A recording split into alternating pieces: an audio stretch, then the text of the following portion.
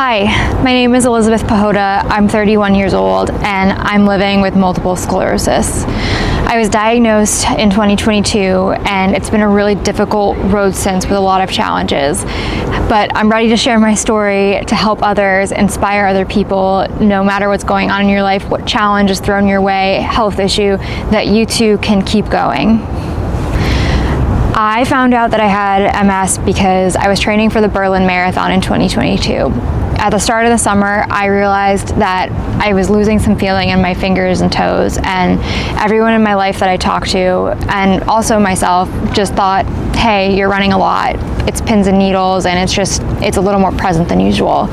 But throughout the course of the summer, it was so weird. It just kept creeping through from my toes to my feet to my ankles to my calves and up to my thighs and knees, and it just kept growing. And it got to a point where I started to feel like I was running in water, and it was affecting me not just when I was running, it was like omnipresent, so it wouldn't go away. And it wasn't painful, it was just really, really uncomfortable. Like you had something in your body that was falling asleep and you just couldn't wake it up. And so finally I decided I needed to go see somebody. This wasn't normal and I had to figure out what was going on.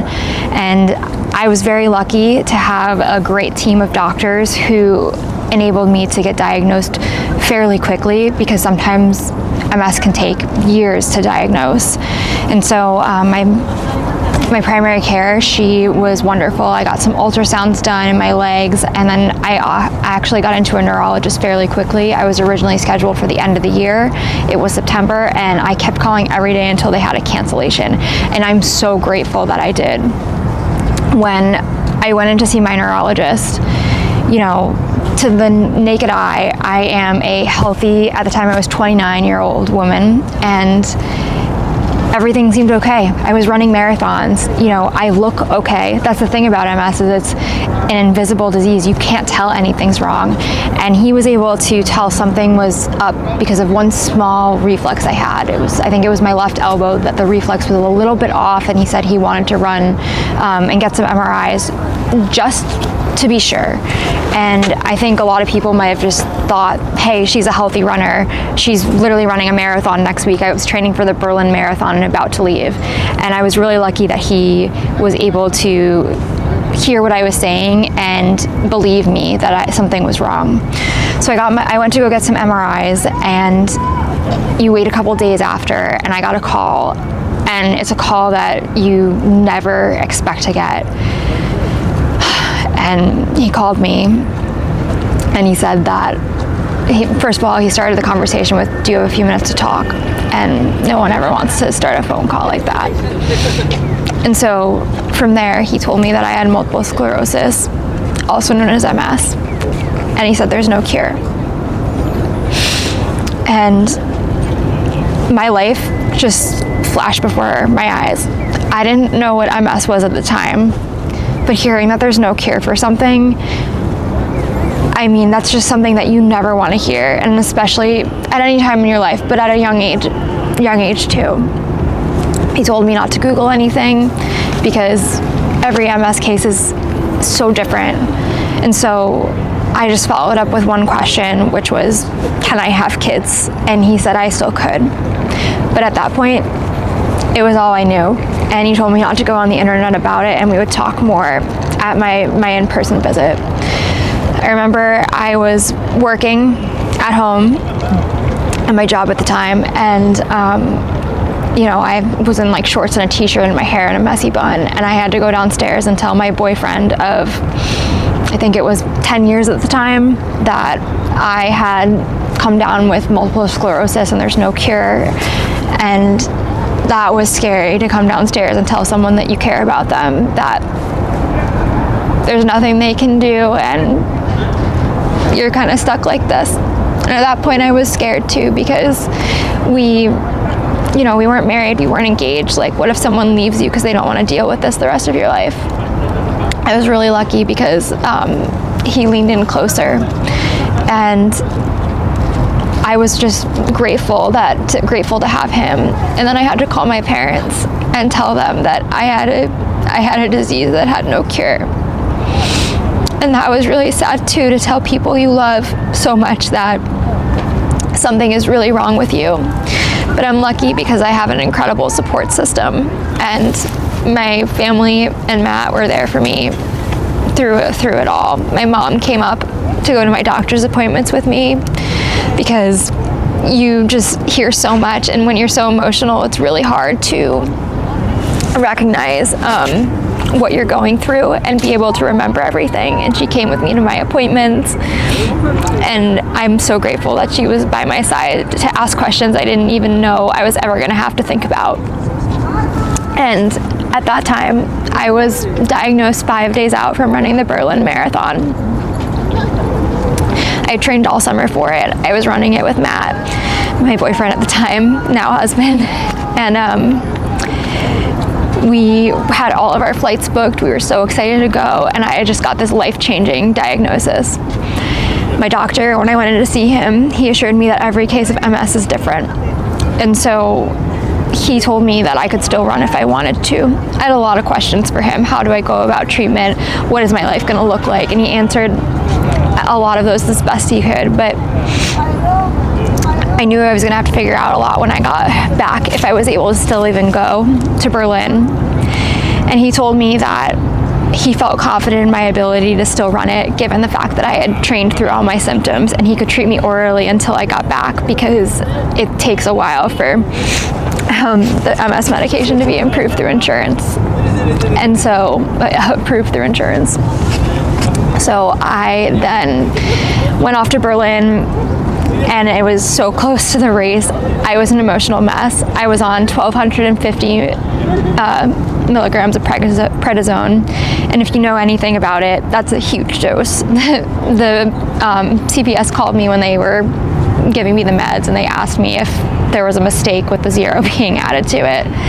And I remember traveling. I couldn't sleep on the plane because I had so much in my system. When I was in the airport for layovers, I was popping 25 pills. I had to take 25 pills a day for a few days for that dose.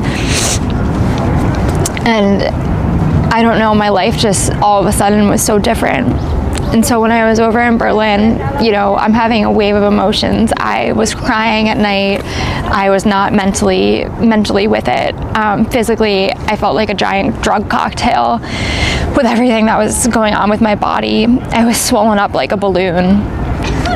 And it's invisible, so nobody else would know it, but I was going through a really, really difficult time. And running that marathon really changed my life,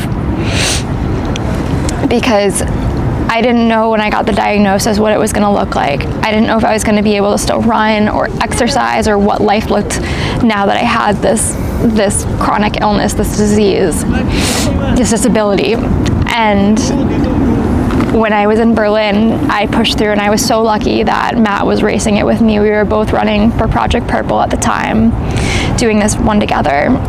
That race was probably the hardest physical thing I've ever done in my life, and mentally too, so challenging. But I was determined to finish that race because I wanted to prove to myself, and at this point it was private, so it was to myself, that I can still do hard things and that I can still achieve my dreams, and I'm not giving up. And I think that was the most important thing for me, was not wanting to give up on something that I've worked so hard for. I raced Berlin, and it was so challenging. Matt was wonderful, and he had a water bottle, and he was running to the aid stations and filling it up for me so that I could go through a little bit more easily through the aid stations and just kind of keep my pace to keep going. And that race got really hard, and I had to dig deep and find my why. And my why was totally redefined. My why is because I wanted to prove that I could still do hard things. I wanted to prove that if you have a life-changing situation, if you get diagnosed with something, that you can still achieve your dreams, you can still go for something, you can still do hard things, and that my disease wasn't going to define me.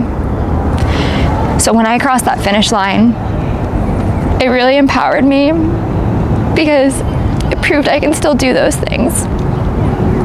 And to me, that was everything, because I was learning how to live with this new disease, and it was just the start. But I was really, really inspired that I knew I could still keep going to achieve goals in my life and dreams.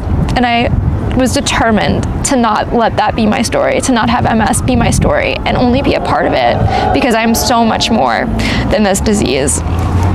And a lot of people have heard me talk about running all the world majors.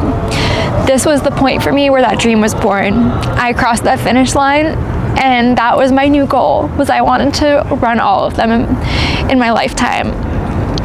And I wanted to be able to keep running marathons. My doctor told me that moving my body is really good for MS. And just to lay the scene, I'm a healthy eater. I don't really have any things that would indicate that I'm a candidate for MS. It's usually when you're living an unhealthy lifestyle. And on paper, I qualify as a very healthy individual. And this was a sign for me to keep going, to live a healthy life, to refine my diet, to keep going even further. And from there, that was kind of where that dream was born. But when I came home, I was very quickly brought down to reality. It meant I was in and out of doctors all the time. I was navigating hoops from insurance to find some medicine that could work for me for this disease, for MS. And it took me till, that was in September when I ran Berlin in 2022, and I had my first treatment for MS in November 2022. And the thing about MS is it's so different for each person. It's so individualized, and everyone has different symptoms and what they go through. So what MS looks like for me is completely different for another person. But with regards to reversing your symptoms, unless it's caught within the first 6 months, it's really not possible. And I was lucky, because if you map out like May to November, that's exactly 6 months.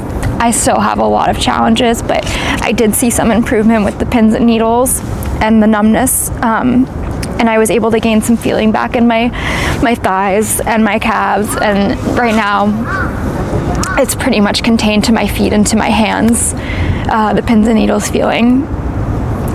I've had to come to terms that I'm probably never going to feel my feet firmly planted on the ground again.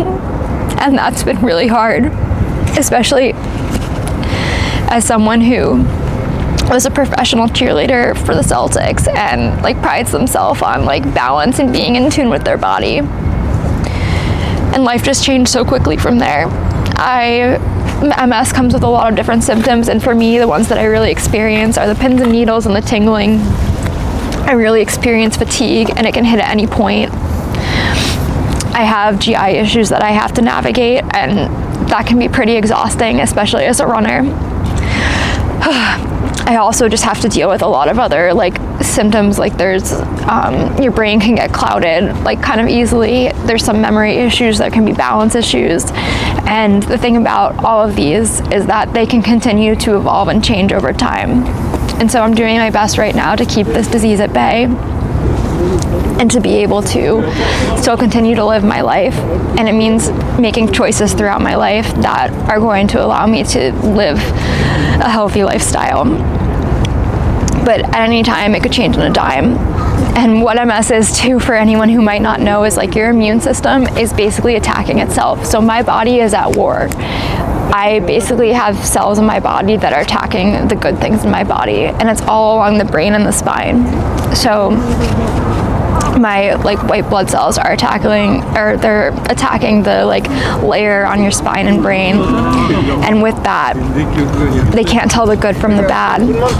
So when I get my infusion medications, I'm basically wiping out a bunch of those cells in my body. So my immune system is at an all-time low after I get these treatments, which means I have to be extra careful about getting sick, what I'm doing, what I'm touching, having hand sanitizer on hand. And it might not sound like a lot, but it gets to be exhausting. And when I get sick pretty hard because of it.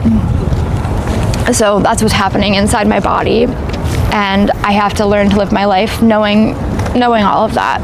And from there, I've really just continued to try to live my life in a good way. And I ran the MS with the MS Society in 2023. I had a qualifying bib, and at that point I wanted my why to be bigger than myself. So I asked the MS Society if I could join their team and explain my story, even though I was navigating the challenge privately at the time. I was so proud of myself for finishing the 2023 Boston Marathon. It was my why in a nutshell. I remember running and recording a video that I'll share at some point that I was telling my story, just so I would have it if I wanted to share it at one point or another. And I said what was going on, and the woman next to me was like, "Oh my God, you're gonna make me cry," while we're on the course running. And she was like, "You're such an inspiration." And that's how I'm trying to live my life. And actually that year, I crossed the finish line at the time with a new PR of 3:24:23. I never thought after getting this diagnosis that I could run fast, that I could set a PR. And that was another milestone that inspired me to keep going, that I can do hard things and I can push my body. From there, I've just continued to run. I've continued to try to get fast, and I've probably pushed the limits of what my body's capable of. And I'm proud to say that I recently set a new PR of 3:20:20 at the New York City Marathon in 2024. But it goes so much more beyond running for me, because I've lived with this disease now for about 2.5 years, and it's invisible and people haven't known about it. But I've navigated a lot of challenges of being really tired, not wanting to because I wasn't physically able to go to something, like having to say no to opportunities. I've had to set a lot more personal boundaries to respect what my body needs. I've never had to listen to my body so much in my life. You know, you think going through like your 20s and your early life that, you know, you can kind of just like do whatever you want. And I've really had to take a step back and say, what do I need? What do I physically need? What do I mentally need? And be in tune with all of that. And so it's carried over into every area of my life, whether it's with my family, my friends, whether it's with different events, stories I'm creating, writing, in every area. And I've really had to manage my life a lot differently. However, I am really proud of how I've navigated it so far. I've still been up for opportunities. I've still pushed myself in a lot of different areas, and I've really gone for it. And I think that running that marathon in Berlin was the inspiration for keeping to push myself, because if I hadn't gone overseas then and continued to do that run, I think I'd be living in fear of my diagnosis. I'd be living in fear of MS. And now I'm thinking to myself, how can I push myself? How can I better myself? And right now, with me sharing this with you, is me looking to better other people and inspire other people that you can do hard things, that you can too conquer your fears and chase your dreams, and you shouldn't let anything stop you. I'm running the Tokyo Marathon on Sunday, and I'm chasing all 6 world major marathons and the 7th with Sydney, and who knows, the other 2 that are in the works in years to come. But I hope anybody watching this, if there's even one person I can help by sharing my story, know that you're not alone, that people go through challenges too. I'm going through this disease, and one of the hardest things for me is that it's invisible. So no one knows what's going on. You know, they think, looking at me, that I'm healthy and that I can do anything, and oh, she's young, oh, she's pretty, she just does this for that. And to me, like, I'm doing things to prove that I still can. I want to live my life to the fullest while I can, and I want to be able to live a long life, and I'm doing things that I think can better that. So for anybody else who's out there who has multiple sclerosis, a chronic illness, is going through a health challenge, is just experiencing some trauma in their life, I want you to know that you're not alone. And if I can ever help you, please let me know too. But I'm here, I'm sharing my story, and I hope that you enjoy it.